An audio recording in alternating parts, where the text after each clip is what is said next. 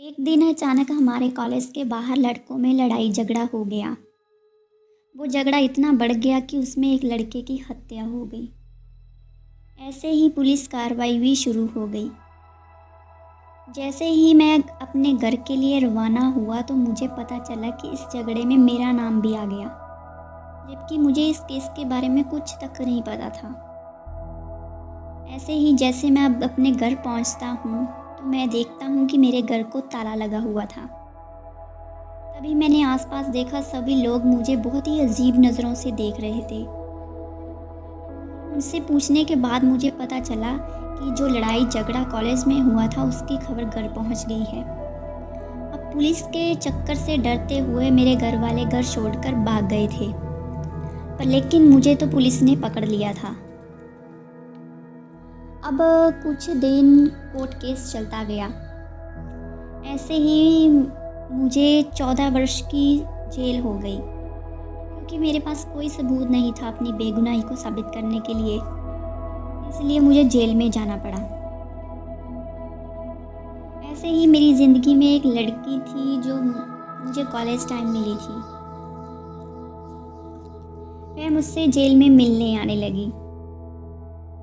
मैंने उसे समझाया कि तुम ये सब अब छोड़ दो, तुम अपनी ज़िंदगी आगे बढ़ जाओ। मैंने उससे बहुत प्यार से समझाया, लेकिन वह नहीं मानी। ऐसे ही उसके लिए उसके घर वालों ने रिश्ता देखना शुरू कर दिया। उसने अपना रिश्ता आगे ना बढ़ाने की वजह से कुछ ना कुछ लोगों के सामने, लड़के वालों के सामने ऐसी हरकत कर देती थी जिसकी वजह से उसका रिश्ता ना हो पाए। कभी वह बहुत ही अजीबोगरीब हरकतें करती थी, तभी रिश्ते वाले, लड़के वाले उन्हें मना करके चले जाते थे। ऐसे ही एक बार और लड़के वाले देखने आए तो उसने अपने सर में बहुत सारा तेल वगैरह लगा लिया, जिससे वह बहुत ही अजीब सी दिखने लगी।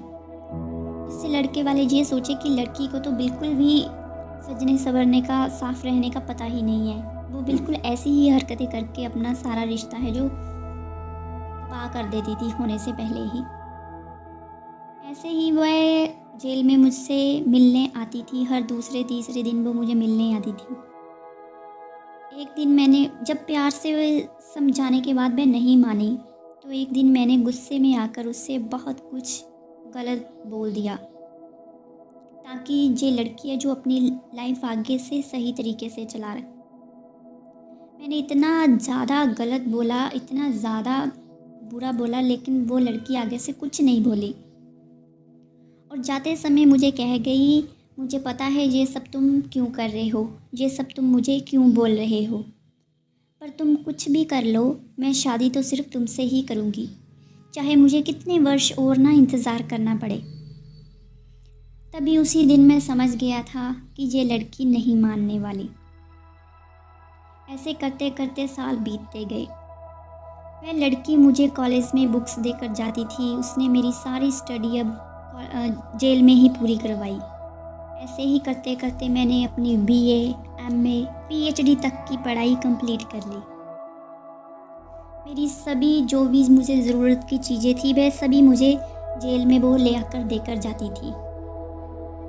ऐसे ही जब मैं 14 वर्ष की सज़ा पूरी करने के बाद जेल से बाहर आया, तब मैंने उससे आकर उससे शादी की और हमने अपनी ज़िंदगी की शुरुआत की।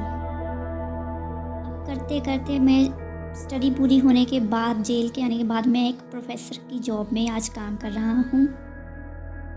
ये सब उसी लड़की की बदौलत से हुआ है और आज हम दोनों खुशी खुशी अपना जीवन व्यतीत कर रहे हैं।